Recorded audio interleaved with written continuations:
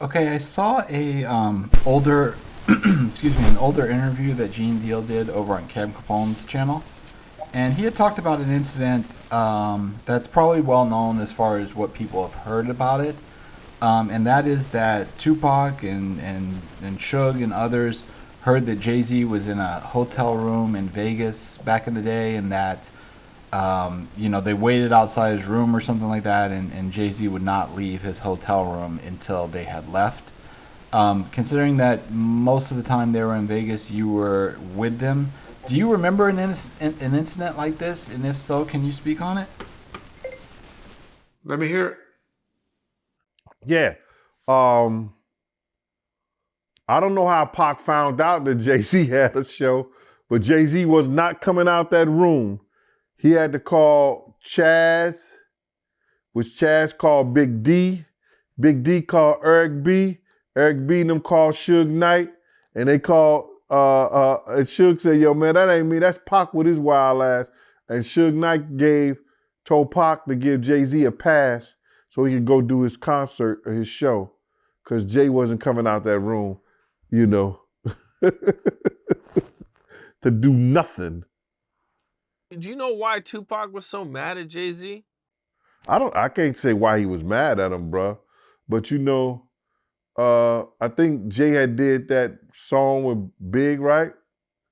Was Pac alive when he did that song with Big? Brooklyn Finest or whatever? Man, the part that people are saying Pac might have been mad about was the part where Biggie kind of made a reference to Pac where he's like, two Pacs, if Faith get pregnant, she'll probably have two Pacs. Get it? Two Pacs. And so, yeah, this would have been out because the album came out in June 25th, 1996 was the day that Reasonable Doubt was released. Yeah, so that Reasonable Doubt came out June 1996? Yes, Reasonable Doubt came out in June 1996. All right, so then that would get Pop would be mad. He did a song with Big. Oh, okay. Well, not most of the time. All the time that Tupac was in Vegas. I was there from the time of after he got out of prison in 1995 until September when that happened. Um, I mean, that's how stories go. You know, when Mr. Gene just like to tell stories, and yeah, I gotta understand when you're going on, you got your own channel, and that's why I stopped going on other people's channel as much, is because, and this, been exclusive over here at Bomb First, is because you got to start making up shit or digging deeper or repeating stories when you go on other people's channel. And so on that particular segment, and I know we didn't play it all, and y'all go check it out. Shout out to my boy Cam Capone. He talked about two things that were just like, God damn, gee, it don't even make sense. So he says after the Biggie album, or the album came out, when Biggie said if Faith had a baby, it'd be Tupac's or something like that. The Reason No Doubt album. And we know that came out in June of 96, right? And so he said after they heard that is when, Tupac came and was trying to check Jay-Z and kept him in a room before he was about to do a show. Him and Biggie. Now I know songs back then used to come out 2 months, maybe 3 months to get leaked on a mixtape. So we know that didn't come out until June of 96. The only time Tupac was in Vegas was in 95. We had a Dog Pound release party, right? So that would have been, I think it was like November of 95. He went and he performed. So he definitely wasn't talking about it then, right? And then there was another fight, I think like March. I think it was Bruno. We went to the Bruno fight. And that would have been sometime March 15th, March of 96. And then the other time he went and he around July or something like that. They did the St. Ives video. They did the St. Ives thing at the club. And so he could be talking about that time, I guess, with the timelines. I think it was even March, April, May. So even May when we did the St. Ives commercial. My whole point is, when were they doing a show out there, doing a fight, is what he said it was, during a fight time. When were we in Vegas?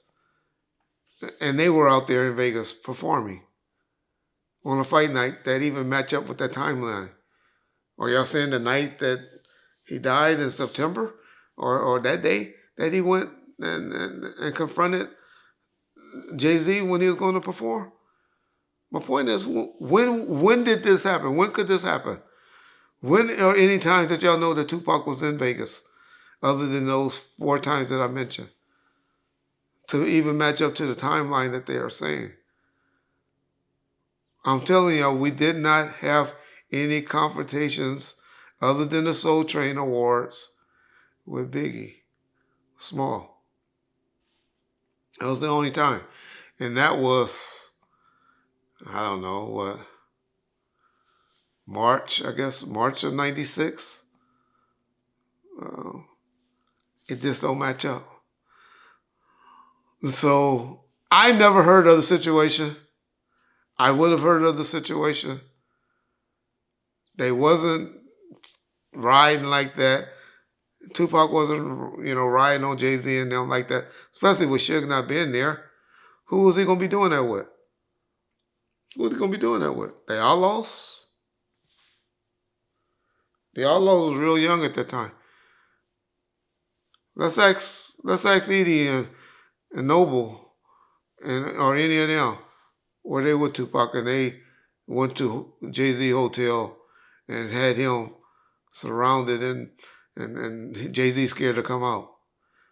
Now, if maybe somebody was telling Jay-Z that and Biggie and them that, who knows? I can't say.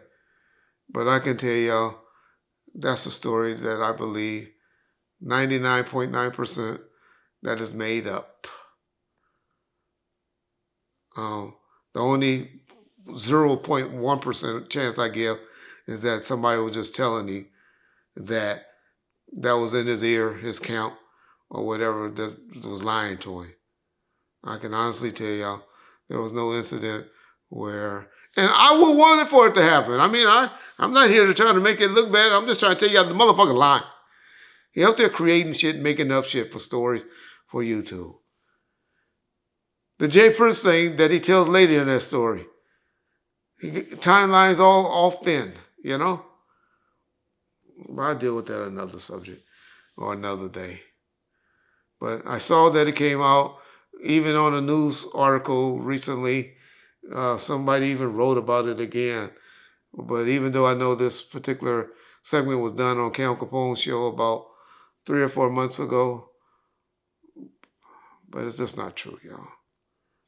Just not true. Wish it was. Not a bad story. Don't know why I'm really correcting it.